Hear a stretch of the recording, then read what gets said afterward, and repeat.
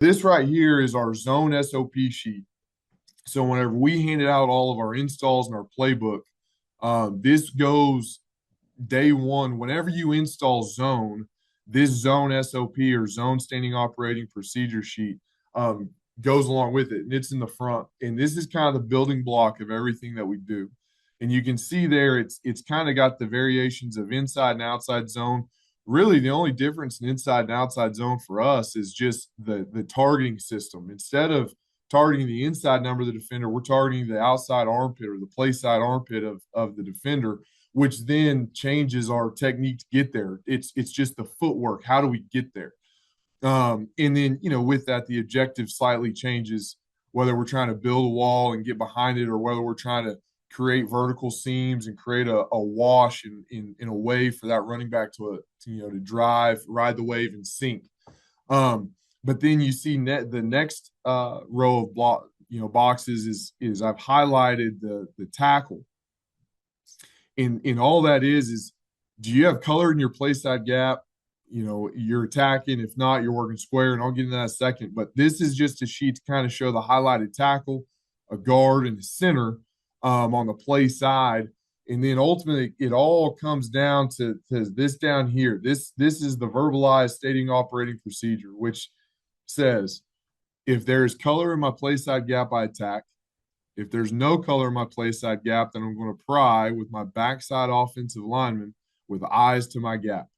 And if I have no color in either gap, either they're not set up, maybe they're playing an odd structure, so you've got a 4 and a 0, and I'm a guard with no gap covered. Okay, I'm working square through my play side gap. Okay, with my eyes in the gap, ready to attack color, whether that's prying backside or attacking front side. Okay, and then the last thing is if color crosses your face, okay, you check the first level before you get to the second level.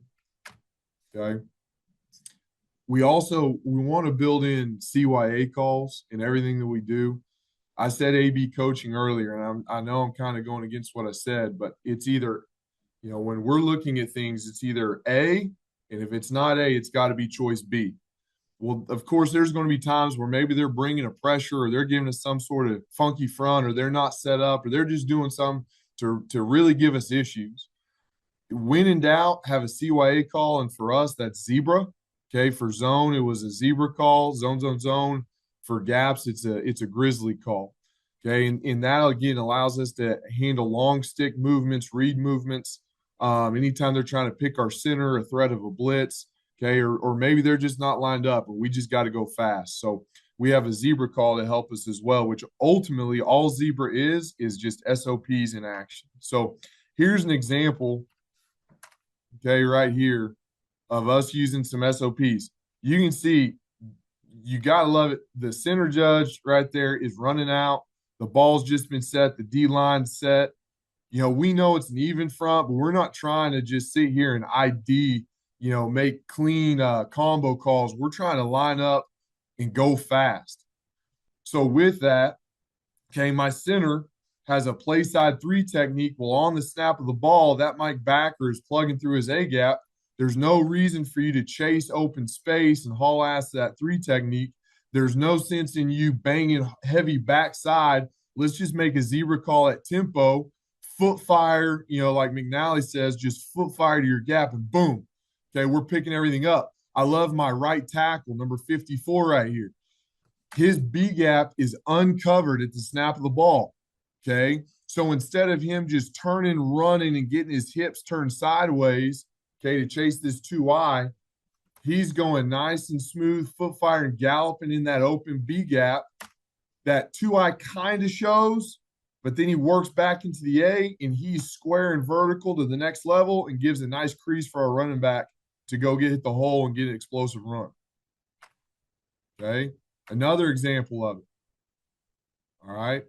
Okay. It's just a 4-1 box. We'd love to lock this. All right. So what we're doing is we're bringing the tight end in motion here. Okay. USC was a big man team. Okay. They had man principles. And then also they're just bigger, faster, and stronger than us. So we're trying to create advantages. So we line up in spread sets, motion our tight end in, and run split zone. Okay, with that, we knew the box was going to change before the snap, and the O-line might not know it. So when we called this play, it was automatic zebra, all right, which told our guys, you are running your SOP track for our inside zone. So as you can see right here, my center, number 55, okay, this is one of those situations. We're running inside zone to the right. He has nothing in his play side gap. He has nothing in his backside gap. So on the snap, he's going to work square and patient with eyes to the play side gap in case his D tackle triggers. And if he doesn't, he'll be square so that if the backside D tackle triggers, he can now pry through his gap to the second level defender. Okay. You see right here, he's patient. He's got that backside arm up to kind of throw a floating pry. D tackle triggers, so he attacks. All right. What I love to see is my right guard, instead of turning back on this two, okay, and chase him into the A, he continues to foot fire with eyes to the next threat on the first level. As he does that, he's able to force his tackle off, okay, to save the day. Since we're running a COC run, a crack of the center inside run, my tackle kind of gets hung up, and it's fine because that linebacker, that second level threat, won't get there in time. I also love seeing this zebra, this SOP. Watch my left guard, number 60. He's got color head up on him. So he's going to work square to his gap. If color shows in his gap, he's going to attack it and own it. If it works backside, he's going to pry through with eyes in his gap. Well, right here, he's a little loose. I don't like how his hips are turning. He's taking too big of steps. Okay. But color goes backside, and bam, now him and the center are now working a front side A combo, okay, to the second level. All right. And again, is it big and explosive? No. But it allows our running back. I would love our running back to press his point one more step, make this run cleaner, and bring this backer to his O-line.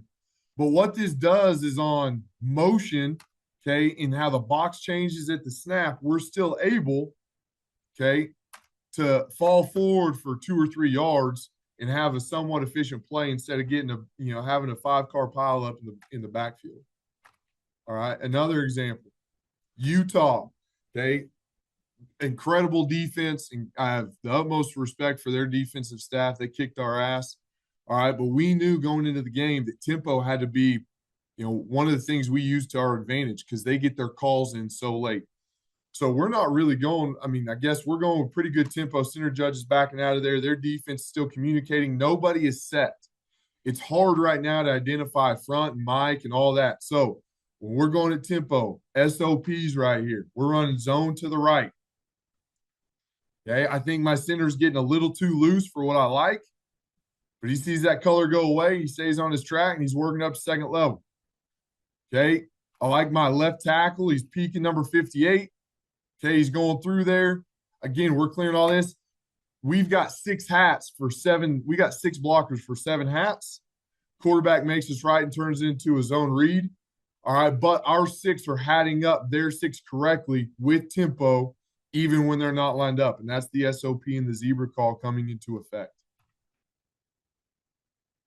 Okay, we're getting pressure on the snap. This is not tempo. You see the officials are set back here. We are not running tempo right here. Okay, going from the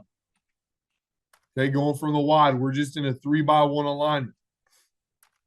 Okay, defense is in a 5-man box. They're running some pressure. Okay, a backside gut X.